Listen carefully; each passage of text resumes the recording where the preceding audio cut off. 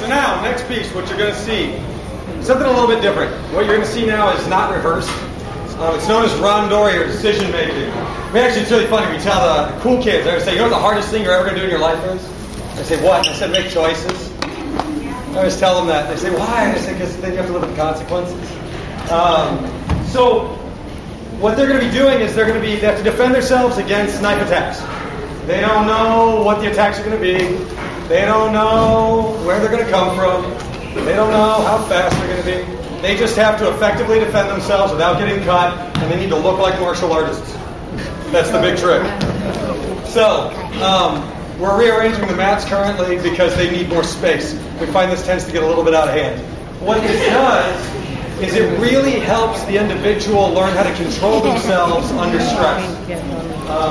Everybody here has stress in their life, right? Oh, I thought it was just me. Okay, so that being said, since we all understand that we all have stress, part of what black belts work on is they work on controlling themselves through that process. There's a number of physical, biological functions that actually occur to the body under stress, which for some people can be paralyzing. And so when there's too many options, too many choices, their brains literally just freeze and their bodies follow.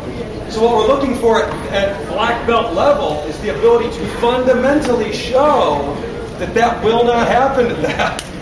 So they need to be able to show that doesn't happen, not only that, but that they can still produce the basics of this martial art and defend themselves properly. And it does not matter if they are a child or an adult. They still have to deal with knife attacks. So each individual is going to come up. We're going to have our black belt.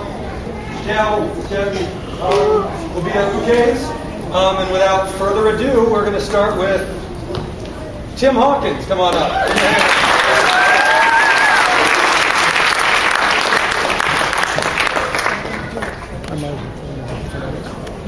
From the whole thing.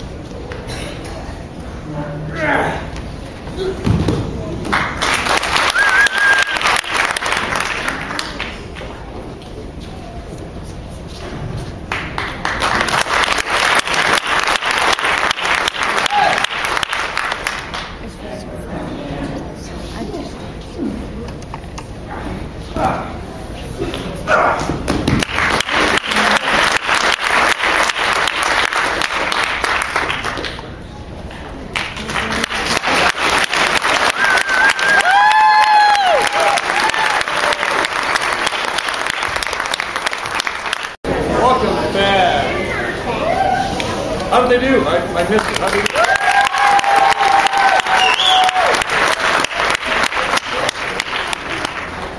How about the black belt candidates? They do an awesome job.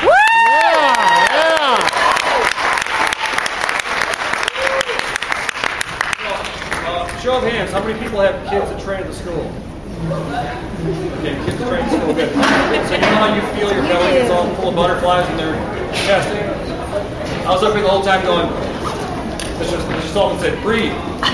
said, okay. He said, no, I was talking about them. So I was all upset with you guys.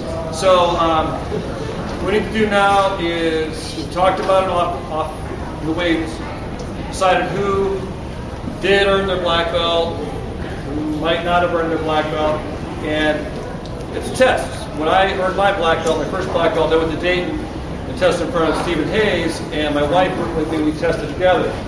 I tell the story to the students often because I need to let them know that sometimes you test and you don't earn your belt.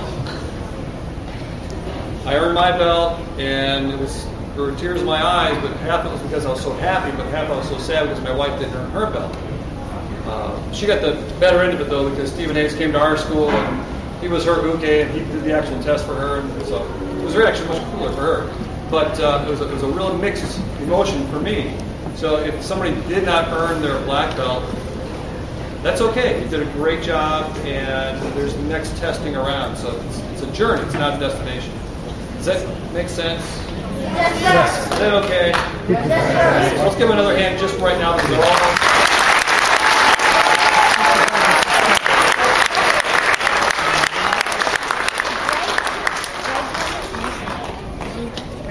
All right, so we're going to call up one at a time who did earn their belt. And Tim Hawkins.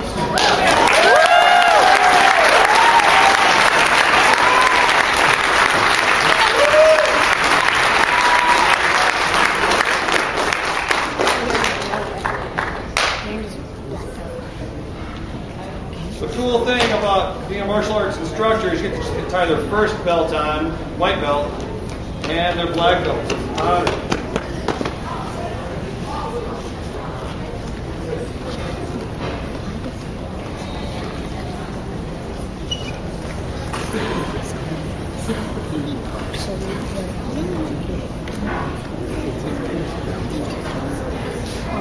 Mine, you're right.